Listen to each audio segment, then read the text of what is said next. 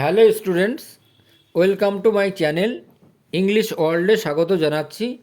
আজকে আমি ক্লাস 8-এর the wind cap by Jane Yolen রচিত গল্পটির পার্ট 2 নিয়ে চলে এসেছি। তো যারা এই গল্পের পার্ট 1 দেখোনি, আমি ডেসক্রিপশন বক্সে লিঙ্ক দিয়ে দিয়েছি, দেখে নিতে পারো। ভিডিওটিতে যারা নতুন আছো তারা চ্যানেলটিকে সাবস্ক্রাইব করে পাশে থেকো। তো পার্ট 2 শুরু করার আগে আমি অল্প দু এক কথায় পার্ট 1 নিয়ে আলোচনা করছি।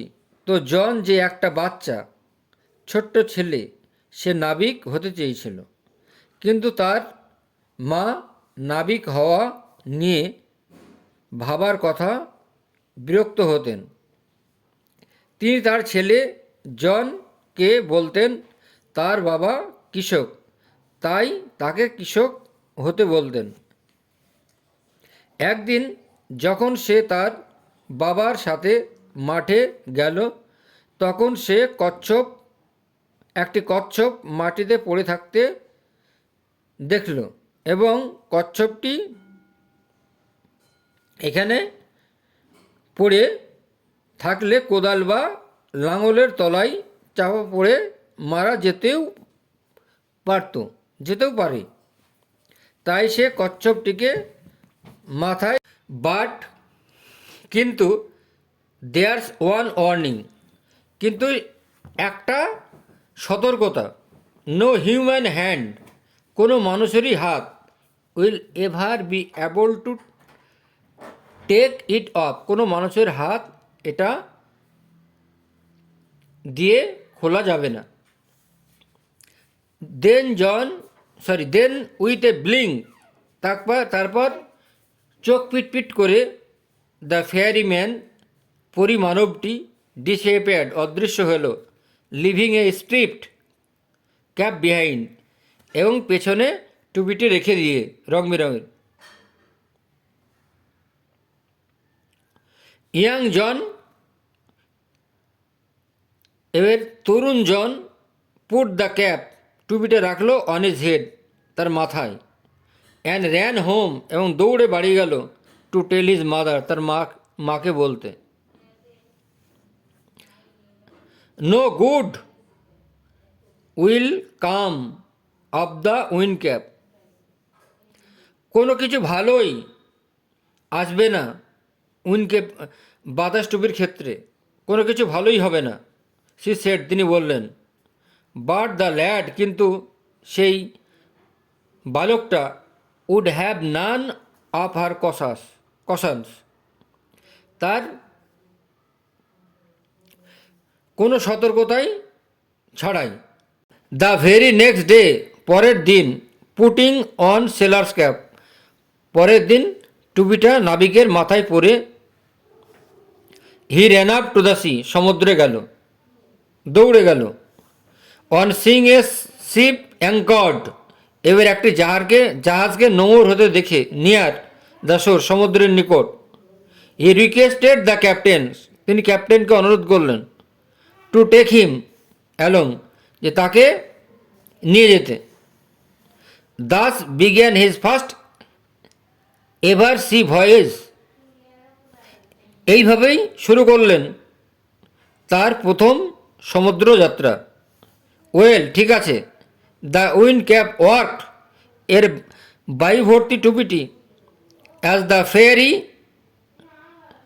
ফেয়ারি হিসাবে, পরিমানব হিসাবে, হ্যাড সেড, বলল। But that one condition prevail, কিন্তু সেখানে একটি মাত্র শর্ত থেকেই গেল। Now that was both bad and good, এবং শর্তটি হলো ভালো এবং খারাপ। ইট ওয়াজ ব্যাড, এটা খারাপ, বিকজ, কারণ, John could neither take his cap off before his captain nor at bed time. It was bad, এটা খারাপ ছিল, বিকজ কারণ John could neither take his cap off, John তার মাথার টুপিটা খুলতে পারবে না বিফোর হিজ ক্যাপ্টেন, তার ক্যাপ্টেনের সামনে, নর অ্যাট বেড টাইম, অথবা ঘুমানোর আগে। অ্যান্ড ইট ওয়াজ গুড, এবং এটা ভালো ছিল বিকজ কারণ neither could he loose his cap, যে তিনি টুপিটি হারাবেন না, নর could it be stolen from him, অথবা এটা চুরিও করতে পারা যাবে না। সেন্স ইট ওয়াজ উইন্ড, এবার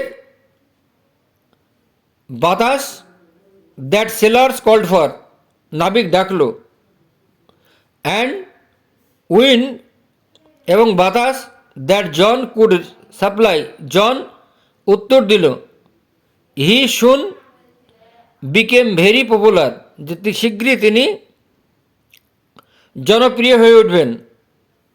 when he twisted the cap, যখন টুপিটা তিনি দুমড়িয়ে মুচড়িয়ে ফেললেন, হি কুড সামন্স, তিনি ডাকলেন, দ্য ইস্ট উইন্ড, পূর্ব বাতাসকে, অ্যান্ড দ্য ওয়েস্ট উইন্ড, এবং পশ্চিমের বাতাসকে। He could also turn it, এবং তিনি এটা দুমড়ালেন, টু কল, ডাকার জন্য, both the north as well as the south wind, দক্ষিণের বাতাসকে এবং পশ্চিমের বাতাসকে। The captain would therefore never part with his prized sailors, captain সুতরাং never part with his prize sailor, তার মূল্যবান নাবিকের কথাগুলো, অ্যান্ড লেফট হিম অ্যাসোর, এবং তাকে তীরে নামিয়ে দেওয়া হলো। For a year and a day, এক বছর একদিন, young John did not set foot on land, এক বছর একদিন জন মাটিতে পা দেয়নি। হি স নাথিং, তিনি কিছুই দেখলেন না, but churning up the waves, কিন্তু খালি ঢেউ দেখলেন। Soon there grew in his heart, শীঘ্রই তার হৃদয়ে বাসনা হলো, a strong desire to see, একটি শক্তিশালী প্রচণ্ড আকাঙ্ক্ষা জাগলো, টু সি, দেখার জন্য, দ্য ল্যান্ড, ভূমিকে। তো আজকে আমি ক্লাস 7-এর এই প্রোজটি পড়ালাম। নেক্সট ডে পার্ট 3 নিয়ে আসবো। ভিডিওটি ভালো লাগলে লাইক, কমেন্ট, শেয়ার করে দিও। আজ এ পর্যন্তই, বাই।